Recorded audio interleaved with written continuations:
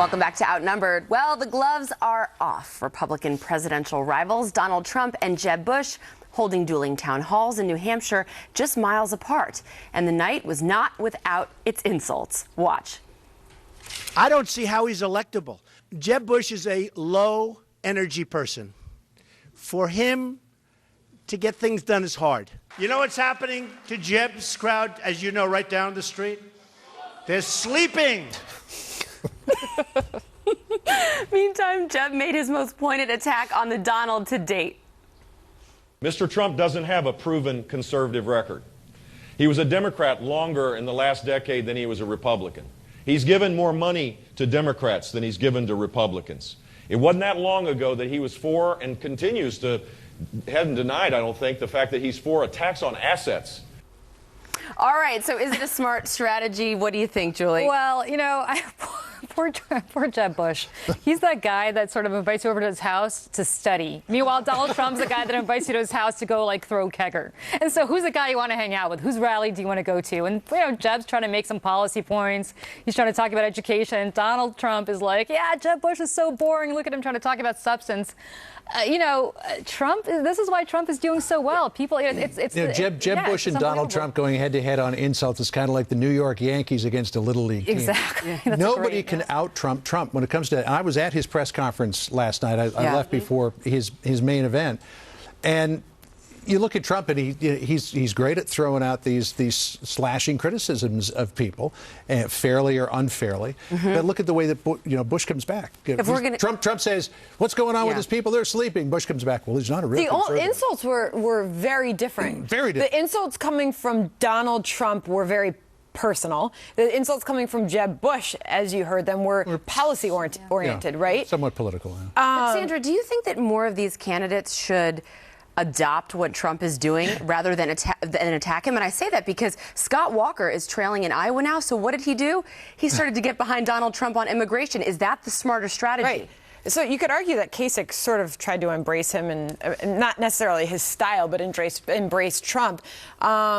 He, this morning on the Fox Business Network, Andrea, said he was going to build the Great Wall of Trump, okay? And he'll put a marquee up there with neon lights, I'm sure, as well. I mean, but nobody's talked about immigration like this before. So America is still being surprised daily by Donald Trump, and entertained, by the way. Question is, of course, how long does this last? You're right about Scott Walker, because I don't know if you saw him on the soapbox at the Iowa State Fair, but he was trying to do Trump. He picked out a heckler in the front of the audience and said, "I'm not intimidated by you. I'm not going to be intimidated by anybody." But Harris, is there only one Donald Trump? I mean, should you not even try and imitate? If we're going to continue, like, is it like Hillary Clinton trying to dance like Janet Jackson? Is it Rolling Stones versus Ambrosia? I mean, I love Ambrosia, but there's no comparison. Oh my goodness, Hillary Clinton trying to dance. Okay, let's wipe that from our server, shall we? Because we don't. Only Harris can dance like that. So, oh goodness, please no.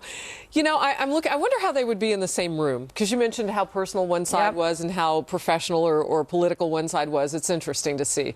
I will say this: it's hard for Jeb Bush to even lance a blow, though, and land it, because he couldn't even say, well, I think he still said this about tax. I'm not really sure, because Trump is all over the road. But he's like the Borg in Star Trek. It's like he's learning as he goes, and then he's like, he's assimilating. He goes, you know what, on illegal immigration, but I might do this, but I might do this. Let's talk the 14th Amendment, but I might do this. And he's learning. He's going and picking up steam as he goes. And the problem for Jeb Bush is an attack like he's not a real conservative. It doesn't fly with Donald Trump's supporters. Great point. They don't care.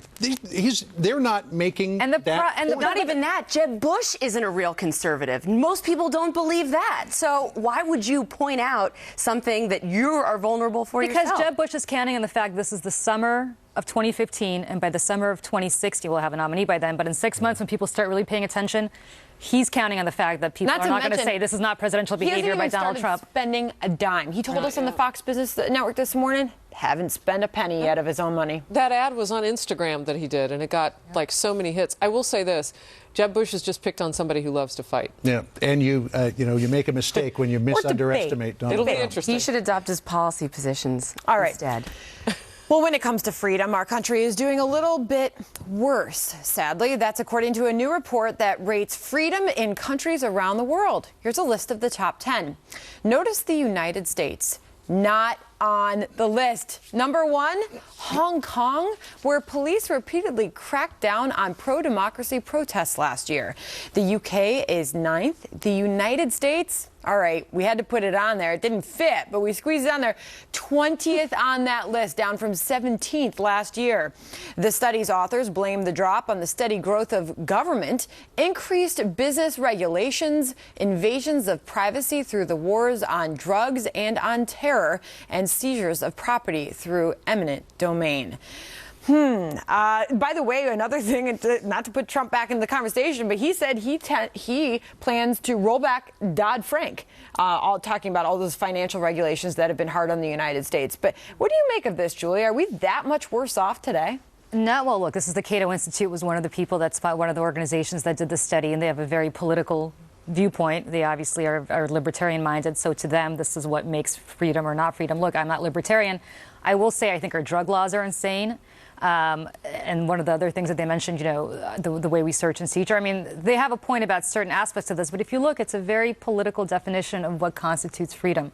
Freedom to the Cato Institute, who are as I said, one of the people in the study, is very different than freedom to others. John, are we that much less free than those other 19 countries on the list? I don't think we're any less free than people in Chile are. I think there's some subjective aspect to that measurement. But I think post 9/11, a lot of our freedoms have eroded, and some cases necessarily so. In some cases, perhaps it's a bit of overreach.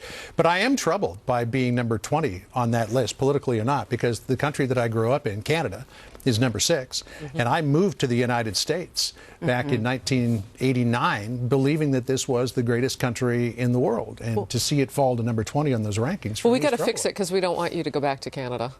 We love Canada. They won't have me. They won't have me back. Oh goodness, what'd you do? Kidding. You know what's interesting about this to me when you kind of look at the indices that they looked at for this.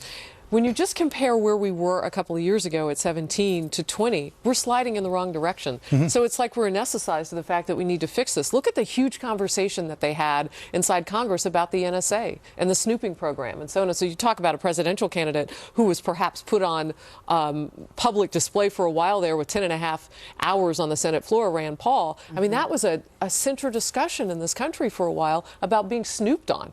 And the whole world saw that on display. All of our business just out there laid to and Rand Paul was speaking right of business, about that. I mean, Sandra, you cover this every single day. More and more regulations on businesses that feel strangled. Everywhere you turn, there's another environmental regulation. Here in New York, I can't even get a big soda, and I can't even bring a damn cupcake into school nowadays or a ding-dong because there's too much sugar in it. I mean, I do think there's something to this study. There has been an attack on business in this country. I always use the phrase, we have created a very business-unfriendly environment.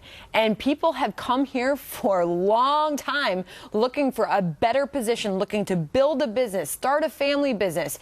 That's changing now. People are looking outside of the United States. I mean, look at our corporate tax rate, the highest in the world in some cases. Again, that's another, that should be another big talking point. This will make Donald Trump so happy. He doesn't need to build the wall now. Apparently nobody's going to want to come here, according to what you're saying. I am troubled, though, that you would bring a ding-dong or a ho-ho into a school. You can't bring it to my son's school. Can you believe that? That's true. You couldn't bring it to my son's school. Said the liberal. Can't bring sugar and cupcakes into schools. That's insane. I agree. Moon pies, yes. Ho-hos, no. No, not even those. This is still the best country to live, and it is still the best country to start a business in, too, in my opinion. All right, well, with the U.S. Navy planning to open its elite SEAL team tryouts to women for the first time, the legendary founder of SEAL Team 6 is raising some big concerns. Why he says this is a bad idea.